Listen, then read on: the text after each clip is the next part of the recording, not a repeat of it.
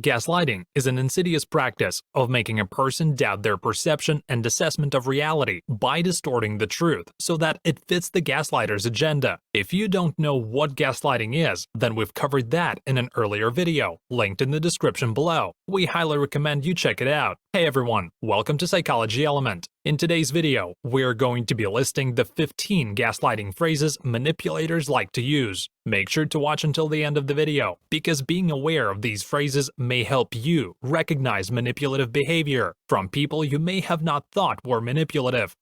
Number 1. You're being overly sensitive. This is one of the most common statements in any gaslighter's repertoire. It is meant to delegitimize the valid concerns one person has regarding the actions and behaviors of another person by claiming that their supposed hypersensitivity is distorting their judgment. A person really can be hypersensitive and interpret things in a way that is not an accurate assessment of reality, but a manipulator can easily find a way to convince the victim of manipulation that their emotional states are clouding their judgments, even when that's not the case. If you are absolutely sure that your perceptions and conclusions are in accordance with reality and someone is accusing you of just being overly sensitive, you are advised to question that person's motivation. Number 2. I really don't know what I've done.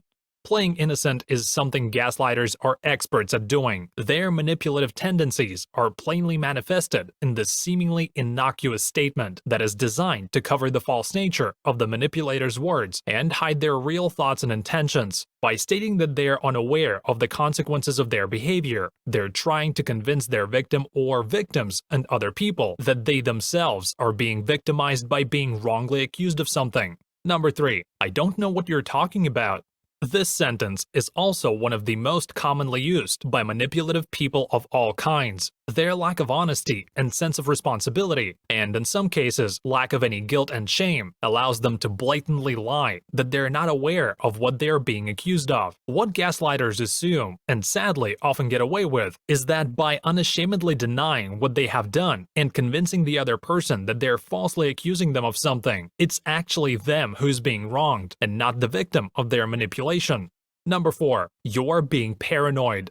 Making a person question their sanity and judgment by declaring them paranoid or delusional is not uncommon among gaslighters. It is used to completely delegitimize and dismiss any criticism by claiming that their victim is incapable of sound judgment due to their supposed quote-unquote mental problems. And they implement this tactic especially with people who already doubt their own sanity and their capacity for making rational arguments, probably as a result of being already exposed to chronic gaslighting. Number 5. You're not making any sense. A riff on the previous statement, this sentence is often employed by manipulators to imply that the other person's arguments are invalid because their capacity for sane judgment is compromised. Unlike in the previous statement, it's not the victim's permanent state for rational thought that is questioned, but rather their current state that is clouding their ability for rational thinking. Number 6. You are just an insecure person.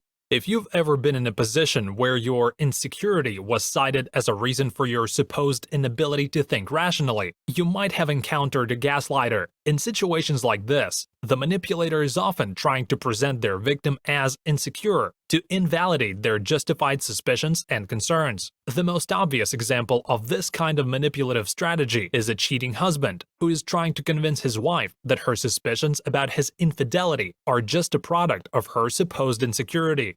Number 7. That never happened. Plain denial that something even occurred is also one of the signature moves of gaslighters. This denial, especially if the manipulator projects confidence in what they're saying, can have a powerful and often devastating effect upon the victim by completely disorienting them and leaving them to question their own perception and memory. If the victim is confident about what happened and is immune to the manipulator's lies, they're less likely to be a victim in the first place. Enjoying the video so far? Then don't forget to subscribe to the channel for more insightful videos like this one. You'll only get smarter, and it's free. Number 8. You're the problem here, not me.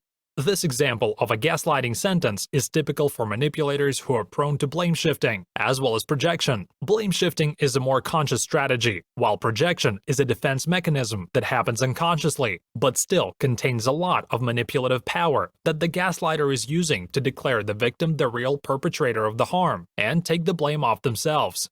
Number 9. There is something seriously wrong with you. Again, the victim of gaslighting is presented here as a quote-unquote mentally unstable person who's supposed to believe that their ability for hypothesis testing and logical thinking is impaired by their quote-unquote emotional instability, which is often insinuated by the manipulator to keep the victim unsure whether they should trust their own judgment. Number 10. You are remembering it wrong.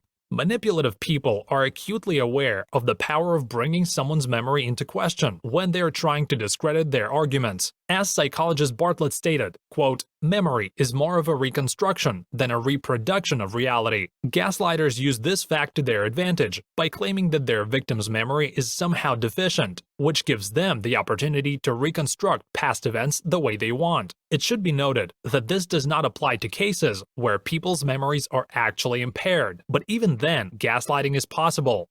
Number 11. No one else would love you.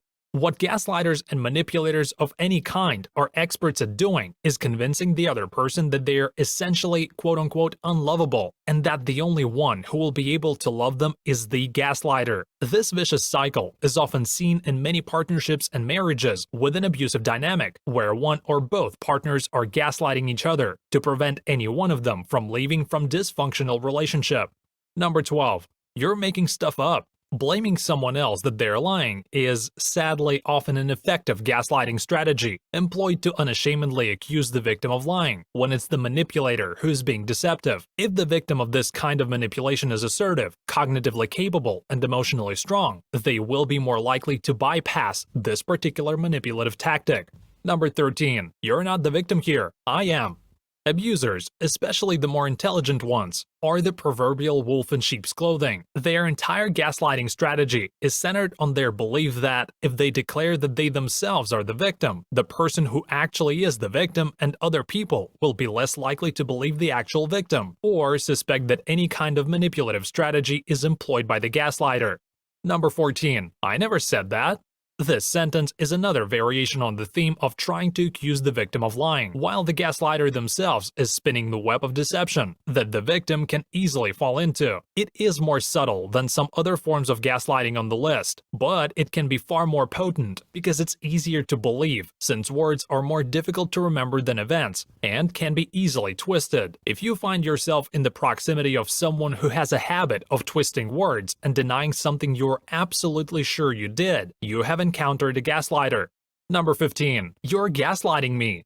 Gaslighting has become such a go-to word in popular culture when a manipulative behavior is being described that it has gained enough power to aid even, ironically, the gaslighters to use this word in order to deter others from trying to figure out what the actual truth is. When a gaslighter mentions the word gaslighting, they are probably aware that they will be more likely to be believed because they have become well-versed in the vocabulary typically associated with gaslighting and other kinds of manipulative strategies.